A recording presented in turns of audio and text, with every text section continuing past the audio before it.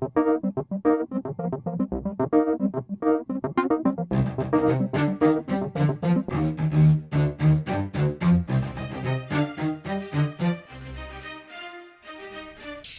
a todos, bienvenidos a Voces del Español. El día de hoy vamos a hablar sobre un tema muy controvertido, que es el sexismo en la lengua.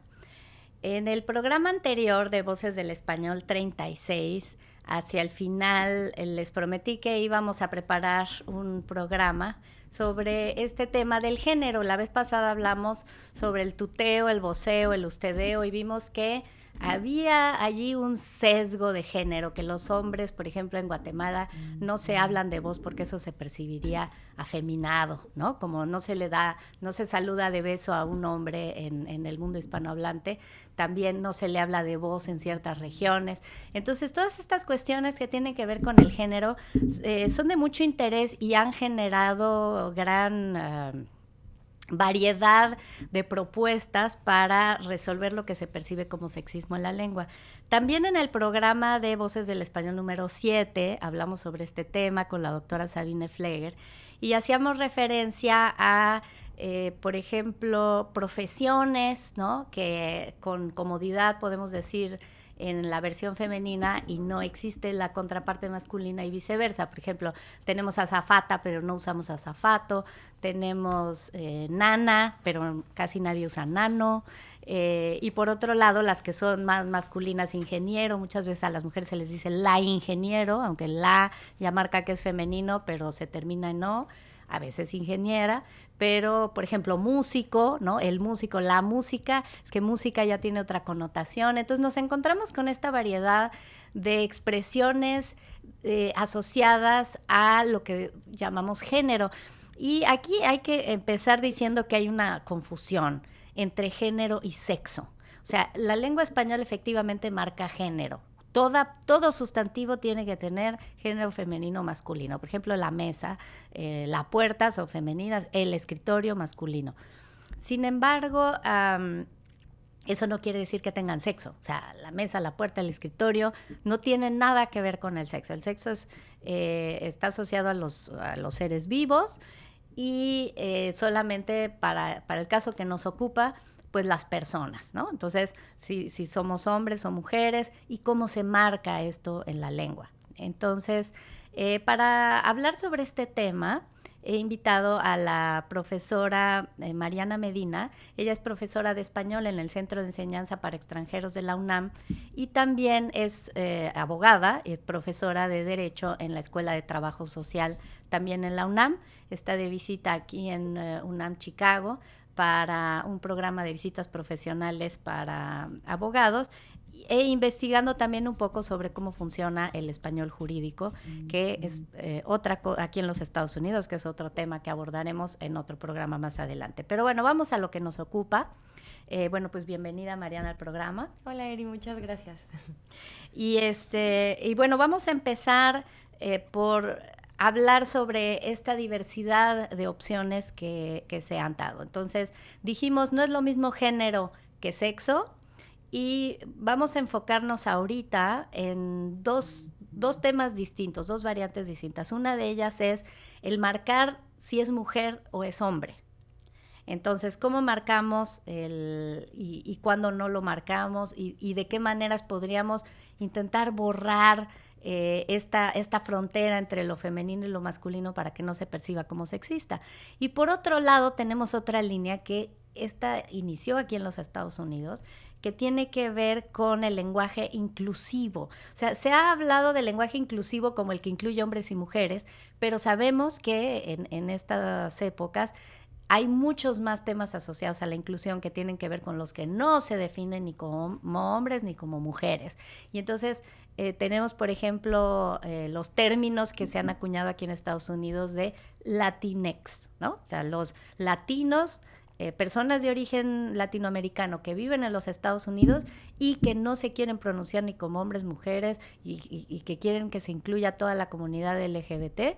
Entonces ahí están todos metidos los latinex. Entonces digamos que esta X es una de las opciones que se ha encontrado para borrar que no diga latinos, latinas, poner allí una X y que esa X incluya a todos. Bueno, esa es una. Mariana, ¿qué otras conoces tú o qué has visto en las redes sociales o en los discursos públicos que la gente utiliza para tratar de equilibrar estas diferencias de género o de sexo?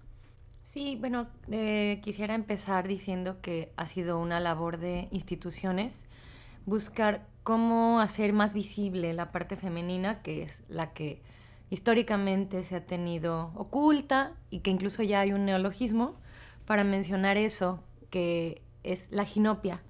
La ginopia se refiere a invisibilizar a la mujer, a lo femenino, o incluso ser incapaz de verlo. Ya no es una como decisión voluntaria, sino realmente no puedes verlo aunque esté ahí. Y justamente por eso hay esfuerzos para hacer guías, manuales, etcétera. Hay muchos. Pero esa invisibilidad de la que acusan a nuestra sociedad, ¿se percibe en la lengua en dónde? Justamente lo que mencionabas, ¿no? En la parte del español es muy notorio, dado que es una lengua que usa género para determinar las cosas. Y lo vemos en el español en todo, en los artículos, en los sustantivos, en los determinantes, en los adjetivos. Y por eso, un ejemplo. Un ejemplo, lo que tú mencionabas, aquí estamos y tenemos la mesa negra, ¿no? Si nos damos cuenta, todo termina en A. La mesa, que es la manera que tiene el español como norma, aunque no siempre tiene excepciones, de mencionar lo femenino. Y luego nos vamos a negra.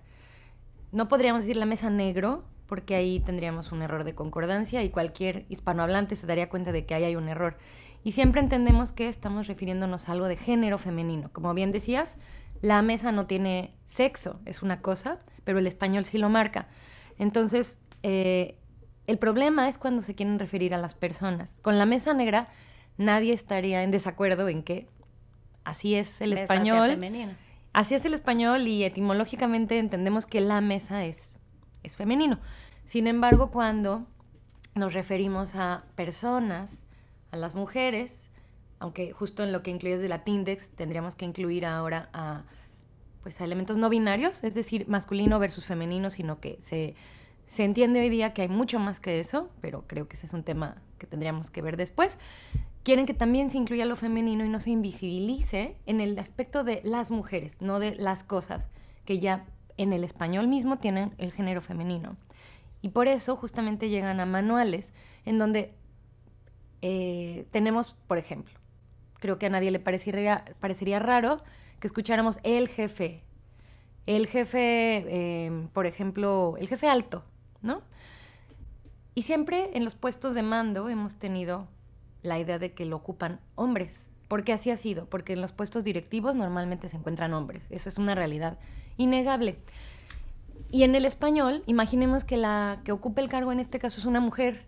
De todas formas, diríamos, el directivo que venga a la reunión y resulta que llega una mujer, ¿no? Entonces, piensan que estamos invisibilizando a la mujer y querrían que dijera la directiva. Sin embargo, es muy complejo y justamente esto del directivo versus la directiva es lo que queremos ver aquí, ¿no? Las guías están buscando maneras de incluir a las mujeres, pero acaban de verlo. El directivo y la directiva, imaginen que vienen dos, ¿no? De diferentes instituciones y tendríamos que decir el directivo para lo masculino y la directiva para lo femenino, y entonces ya nos tardamos mucho en mencionarlos. Sí, el problema es que para evitar esa reduplicación de cosas generalizamos siempre hacia el masculino, ¿no? Entonces, digo, a mí me pasa, en mi centro de adscripción en la UNAM somos 97% mujeres y muchas veces en las reuniones solo hay un hombre y entonces saludamos y decimos, bueno, hola a todos.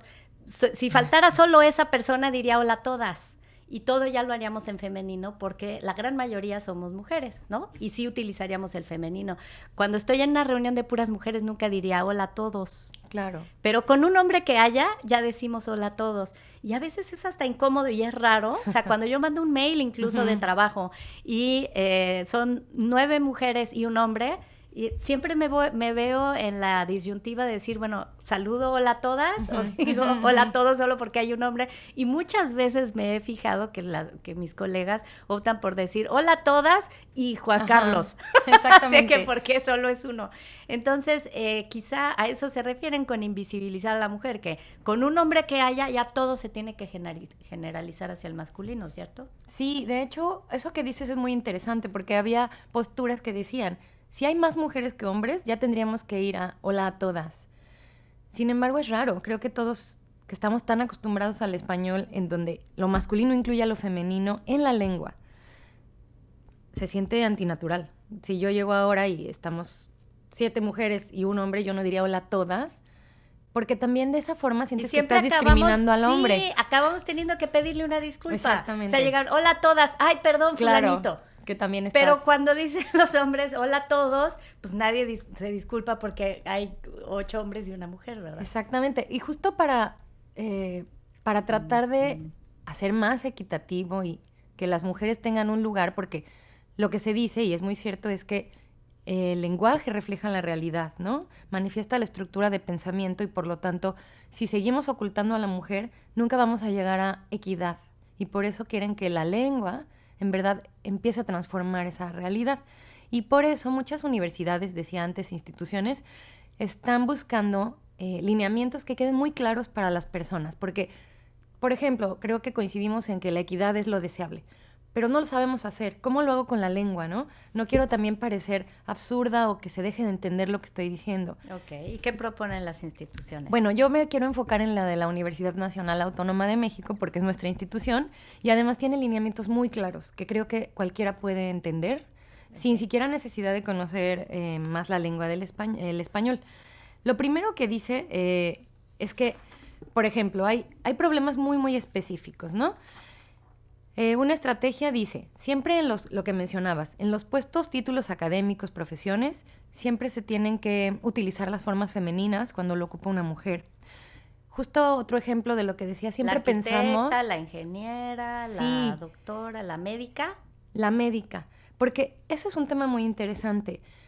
Por ejemplo, hay profesiones que históricamente siempre se entiende masculina, por ejemplo, el médico, y la femenina, que es de menos categoría, o así se ha entendido, la enfermera. Es como el médico es el que estudió muchos años y la enfermera es su auxiliar, ¿no? Entonces dicen médicos y enfermeras, preséntense a las 10, ¿no? Nunca dirían médicas y enfermeros. Y enfermeros, jamás lo pensaríamos, ¿no? Entonces, en la universidad... En el mundo hispanohablante. Claro, sí, pues es que ese es el tema, que aquí sí tenemos que marcar el género. En este caso de las profesiones, lo exigen. Y a veces suena raro, pero creo que también es un tema de irse acostumbrando. Ahora que estoy en estas visitas profesionales para abogados, he escuchado mucho que hablamos de la jueza. Y en México es muy común. La magistrada. Ya no decimos la magistrado, porque... Ni la juez. Ni la juez. Y de verdad, al menos en la Facultad de Derecho, hoy día ya son más mujeres las que estudian en la matrícula de la Facultad de Derecho. Entonces es muy probable que ya va a haber, esperemos, más magistradas y más juezas, ¿no? ¿Y hace una diferencia que diga la juez o la jueza? Pues justamente en este tema que estamos tratando yo creo que sí. O sea, según esta legislación yo tendría que decir la jueza. Sí, definitivamente. ¿No puedes decir la juez? No, te piden que lo marques en el femenino en los que son posibles, porque quizá habrá unos, como dices, la música, ¿no? Que es rarísimo y tienes un contexto que te puede ayudar a entender que es una persona profesional en la música. Pues ya háganos la chamba bien y háganos una lista de las profesiones que eso sí, sería las muy que interesante. Claro. Es sí. que a mí me dan mucha risa todas estas propuestas porque parece fácil hacer una recomendación, pero vamos a acabar teniendo que ir caso por caso porque la realidad es compleja. O sea, decimos, ok, el médico, la médica, muy bien. El enfermero, la enfermera, muy bien. La pilota. La pilota. Es una cosa rara, ¿no? El nano. Ya habrá si hay hombres que, o sea, yo conozco hombres que se dedican a cuidar niños, pues, ¿no? En México utilizamos el término, al menos en la Ciudad de México, au pair. ¿no? Ajá, au pair, porque entonces ya es en francés y le da como que todo. Y los franceses no tienen empacho en cuidar niños ni en cocinar. Entonces no tienen problema. Entonces, au pair, y ya suena muy bien. Pero ¿por qué necesitan un eufemismo para un hombre que cuida niños? Pues no se va a utilizar la... No, pues si ya está ahí la nana, usen el nano. Yo creo que la lengua va evolucionando y se va adaptando a la realidad, ¿no? Más que al revés, más que la realidad cambie la lengua en el sentido de ahora vamos a mencionar lo femenino y por eso existe, que es una de las posturas de mucha gente, ¿no? No por mencionarlo en femenino cambio la realidad, aunque claro que las feministas piensan que, por supuesto que sí va a pasar eso. Pero, por ejemplo, pensemos en abogada. A nadie le parece raro, porque es una profesión que ejercen las mujeres desde hace mucho tiempo, igual que la locutora, ¿no? Ahora que estamos en este programa de radio.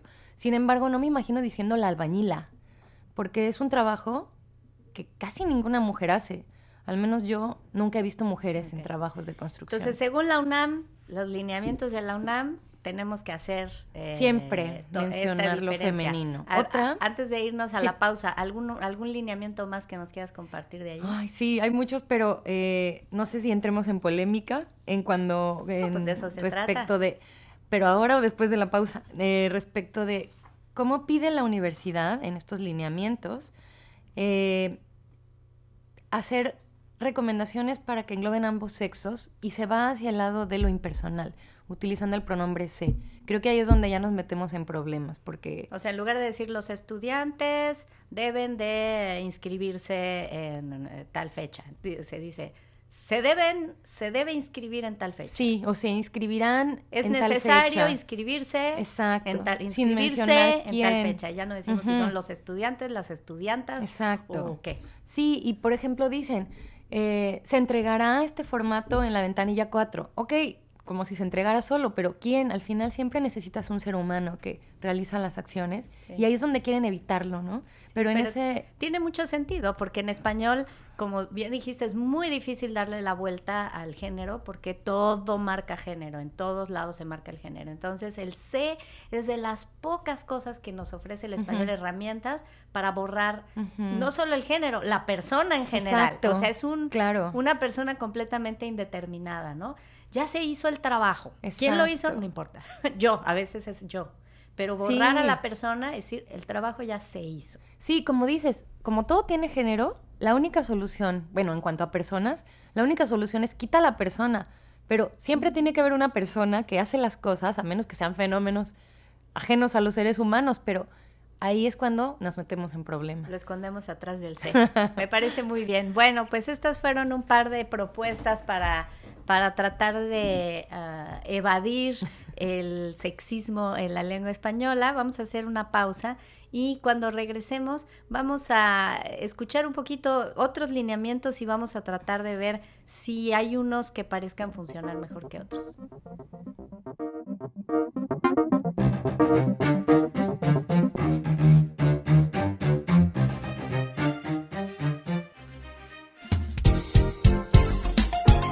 SPR, su estación, para escuchar noticias, 13 horas en París, música.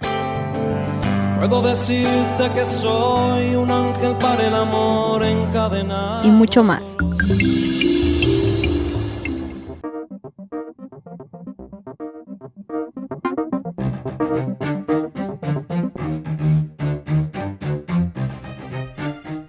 Gracias por quedarse con nosotros. Estamos hablando sobre el sexismo en la lengua española y las soluciones que hemos podido detectar que se le ha intentado dar a este aparente problema. Estamos conversando con la profesora Mariana Medina del Centro de Enseñanza para Extranjeros de la UNAM y estábamos comentando que hay distintas instituciones que han tratado de regular estas expresiones de la sociedad para tratar de equilibrar las cuestiones de género en la lengua. Entonces, quizá se nos olvidó o se nos olvida con frecuencia que todos estos cambios surgen de la sociedad, o sea, son cambios espontáneos que responden a preocupaciones que se dan en ciertos momentos históricos. Ahorita en este momento está la preocupación de los derechos de la mujer, de la violencia de género, de la inclusión de grupos que no se identifican ni con un sexo ni con el otro. Hablábamos en la primera parte de que se ha utilizado la X para intentar borrar esto en el término Latinx, en los Estados Unidos para referirse a las personas de origen latino que viven en los Estados Unidos y que no se identifican con un género en particular. No lo mencionamos, pero todos han visto que algunas personas cuando escriben un correo electrónico, para no decir hola a todos y a todas, utilizan la arroba, y porque la arroba parece que tiene una A en el centro y una O en la periferia, entonces ahí sería, al poner todoas, sería una cosa así como hola a todoas, y ya sería una forma de resolver el problema. Esto lo vi mucho, yo creo que hace una década, ahora lo he dejado de ver, creo que ya hay pocas personas que hacen esto, no sé por qué no pegó la idea, pero finalmente es en lo escrito, en lo hablado pues no se oye la arroba, entonces tendríamos que decir algo como lo que yo acabo de hacer, todoas, suena horrible. Lo que sí seguramente han visto y escuchado también, que a mucha gente le da mucha risa, es utilizar la E, ¿no? Entonces, todes. Hola todes, y ya con esa borramos si es todos o todas y ya no nos preocupamos por ese asunto. Y bueno, he visto muchas burlas a esta solución porque, bueno, por ejemplo, pueden salir cosas muy graciosas. Por ejemplo, había un post que vi en Facebook que decía, el lenguaje inclusive, en lugar de inclusivo, no ha dado los resultados esperados. Qué pena tan grande, en lugar de qué pena tan grande, ¿no? Entonces, efectivamente, si llevamos a sus últimas consecuencias estas propuestas, por ejemplo, el de la arroba y acabar diciendo todoas o todaos, porque a lo mejor queremos que sea primero el femenino y luego el masculino, siempre va a haber esta discusión. Y luego la E, pues como en español, a ver, la E de alguna manera está asociada también a lo masculino. O sea, cuando decimos señores y señoras, la versión masculina es con E. Entonces, si señores, entonces ahora señores vamos a ser todos, o sea, mujeres y hombres vamos a ser señores. Entonces, entramos en toda una serie de contradicciones por querer resolver el problema. Y entonces vienen los lingüistas, las instituciones, como decía Mariana en la primera sección, vienen los lingüistas a quejarse y dicen, a ver, la sociedad está haciendo una bola de tonterías, tratando de resolver este problema y no nos han preguntado a los lingüistas, que somos los que debemos de opinar. Y entonces salen los grandes lingüistas y realmente muy respetados por todos los que estamos en el ámbito de la lingüística, como la doctora Concepción Compani, como el doctor Ignacio Bosque de la Real Academia Española, etcétera, que son gente pues de altísimo nivel realmente académico, y dicen su opinión. Y bueno, hablan sobre, yo creo que dicen dos puntos en los que al menos yo coincido. Una es la que ya hablamos, o sea, que no es lo mismo sexo y género, y que la lengua española marca género, y si todo lo que se asocia con género lo vamos a asociar también con el sexo de las personas, de los seres humanos, pues vamos a caer en unas incongruencias espectaculares, efectivamente, o sea, en eso estamos todos de acuerdo. Y la otra cosa que tenemos que creo que podemos estar de acuerdo, no sé tú, Mariana, es que el sexismo está en la sociedad, no en la lengua. O sea, la lengua no es otra cosa que un reflejo de quiénes somos, de cómo somos. Entonces, si vivimos en una sociedad sexista o machista o discriminatoria, todo eso se va a ver reflejado en la lengua. Aquí en los Estados Unidos, ya no se puede decir negro, ahora se tiene que decir afroamericano. Y entonces creen que al resolver en la lengua van a resolver en la sociedad. A ver, no, o sea, si se resuelve en la sociedad, se va a acabar resolviendo en la lengua, sí, o sea, va junto con pegado, van acompañados los avances. Conforme se va avanzando socialmente, se va avanzando lingüísticamente, porque todo lo que somos se refleja en la lengua. Y creo que no hemos aprendido la lección de que la lengua es un hecho biológico. Lo he repetido muchas veces en este programa desde Voces del Español 1, que la lengua es un hecho biológico y que no está sujeta a lo que las autoridades opinen. O sea, podemos opinar, pero las lenguas han probado que evolucionan a pesar de las academias de la lengua. O sea, las academias lo único que hacen al final es terminar aceptando los cambios que ya se dieron, y los aceptan casi siempre con un delay con un retraso de unos 50 años en la actualidad, ¿no? O sea, dicen, bueno, ya si ya llevan 50 años diciéndolo así, pues ya no hay manera de parar el cambio, y ya lo aceptan y lo meten en los diccionarios, en las gramáticas. Entonces, vimos en el programa pasado cómo evolucionaron los pronombres tú, vos, usted, vosotros, nosotros, y seguramente en su época los lingüistas habrían dicho, No, ¿por qué usan vosotros si el vos ya marca plural? Y así era en el latín y así se heredó en las lenguas romances. O sea, al principio el vos era un pronombre del plural y indicaba que estamos dirigiéndonos a varias personas. Pero llegó un momento en que no era suficiente y la gente empezó a decir vos, otros. Y entonces, aunque los lingüistas hayan dicho, no, eso es una redundancia, está muy mal, no repitan, es muy repetitivo, como ahora que decimos, es repetitivo todos y todas. Uh-huh. Bueno, en ese momento era repetitivo decir vos y otros de acuerdo con un lingüista, pero eso a la sociedad, digo, le vale gorro, por decirlo olímpicamente, ¿no? Y los cambios se dan de acuerdo con las necesidades sociales, que es lo que hemos insistido mucho en este programa. O sea, si hay una necesidad en una comunidad de inmediatez en la comunicación y de que se entienda, porque finalmente la lengua no sirve para otra cosa más que para entendernos. Y lo va a hacer con los recursos que tenga, que sean más eficientes, que nos den más efectos cognitivos al menor esfuerzo de procesamiento posible. Esto es un hecho neurológico, o sea, eso es algo que no podemos cambiar. Entonces, no vamos a poder reflexionar permanentemente cuando estamos hablando sobre si hacemos o no hacemos la diferencia de género. Esto va a tener que salir de nuestro subconsciente colectivo, ¿no? Entonces, como decía la doctora Company, lo ha dicho en repetidas ocasiones, a ver, nadie en su sano juicio, aunque nos pongamos muy políticos y digamos todos y todas, ciudadanos y ciudadanas, niños y niñas, nadie en su sano juicio va a salir de su casa a encontrarse a su vecino y preguntarle, ¿cómo están tus hijos y tus hijas? O sea, ¿cómo están tus hijas refiriéndose a niños y niñas, ¿no?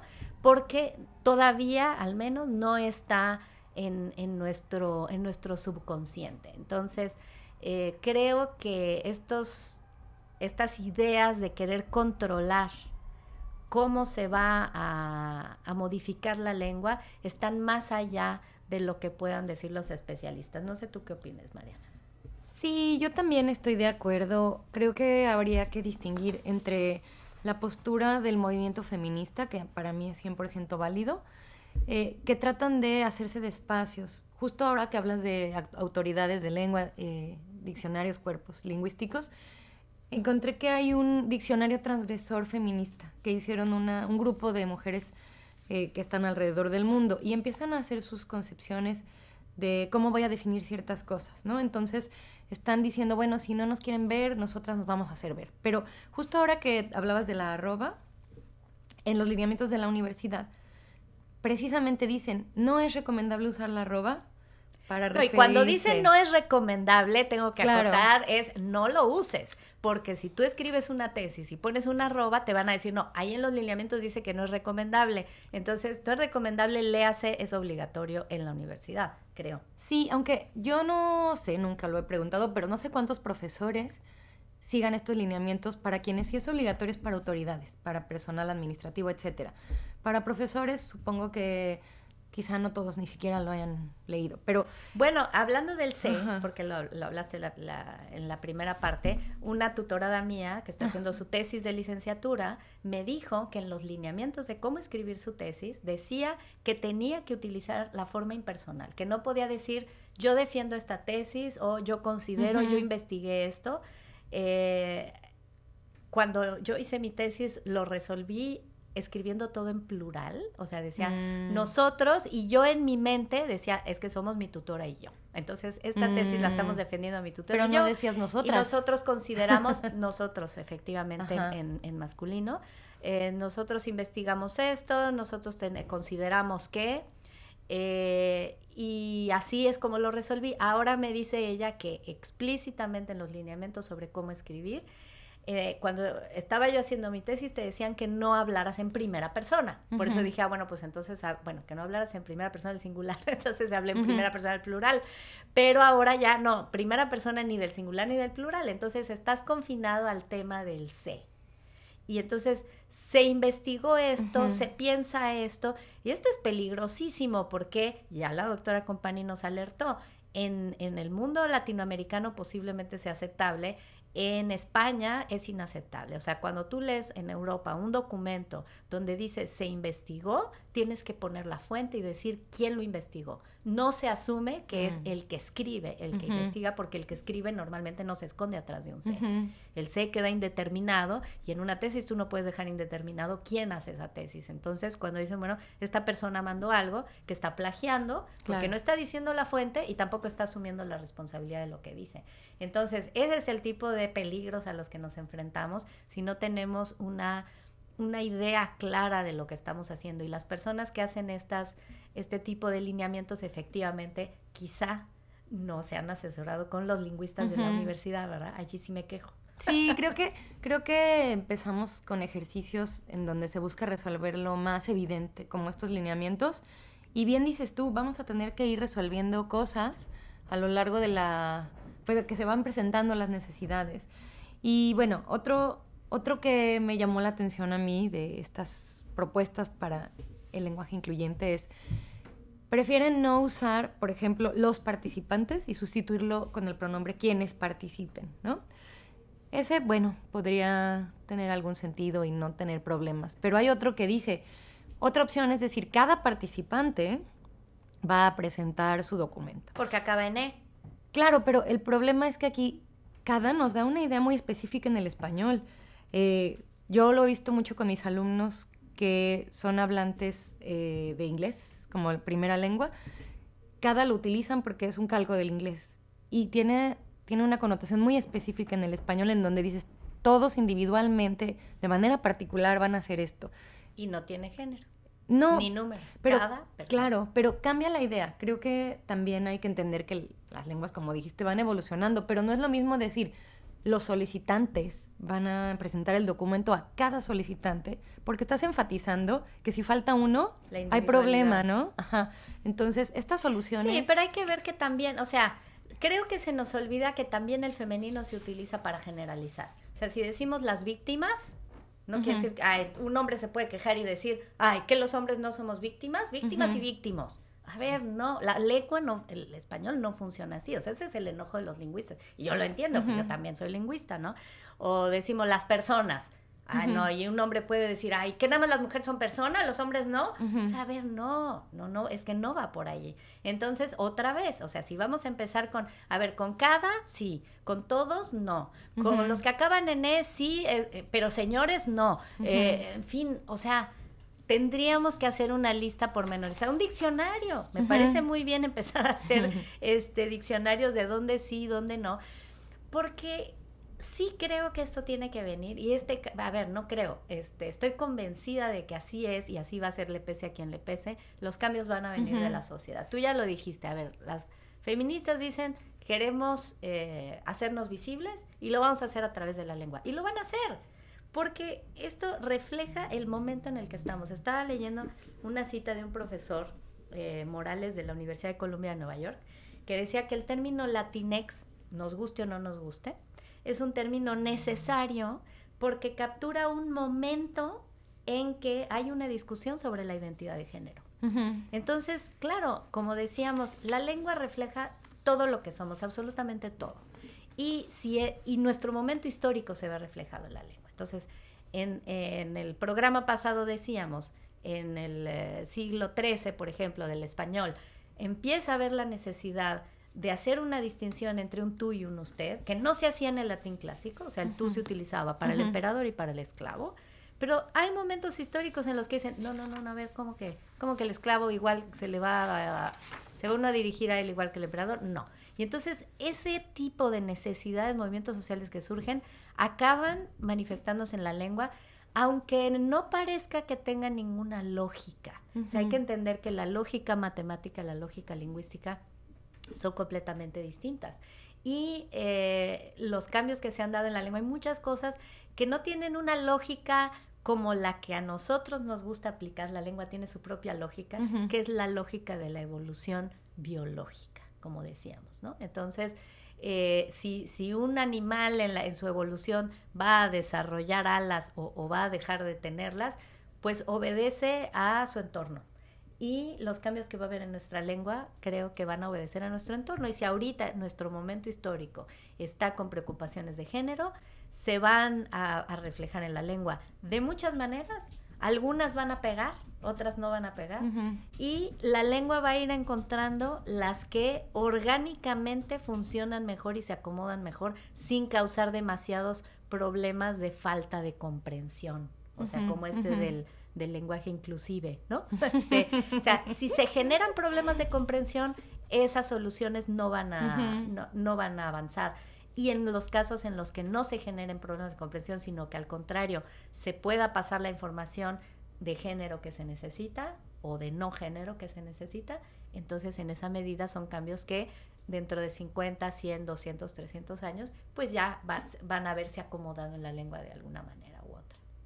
Estoy completamente de acuerdo. Creo que esta parte es interesante y obviamente tú y yo no lo vamos a alcanzar a ver, pero así como el español que hablamos hoy es un dialecto al final de cuentas, ¿no? De latín, sería interesante los estudios que vengan en siglos, cómo citan estos movimientos feministas de equidad de género en la influencia que tuvo el español para llegar hasta el momento en que esperemos que llegue y sí haya más equidad entre hombres y mujeres. Sí, claro, pues eso es lo que aprendemos en el día a día, en los estudios de historia de la lengua y de filología, cómo las sociedades van evolucionando y cómo eso se ve reflejado en el sistema de la lengua, que es lo que estudiamos. Pues muchísimas gracias, Al Mariana, contrario, muchísimas gracias, Eri. por esta participación. Y bueno, pues los invitamos como siempre a que nos hagan llegar sus comentarios, los temas que quieran que tratemos aquí, si quieren ahondar más sobre alguna propuesta en particular de esta cuestión de la inclusión y el género en la lengua, que creo que da todavía para mucho y que finalmente lo que queremos y tenemos que discutir es en qué medida nosotros en nuestra vida cotidiana tenemos la necesidad de hacer la distinción o no, y por qué nos molesta cuando se hace o por qué nos molesta cuando no se hace, y cómo se relaciona eso con el momento histórico que estamos viviendo. Gracias, los espero en el próximo programa de Voces del Español.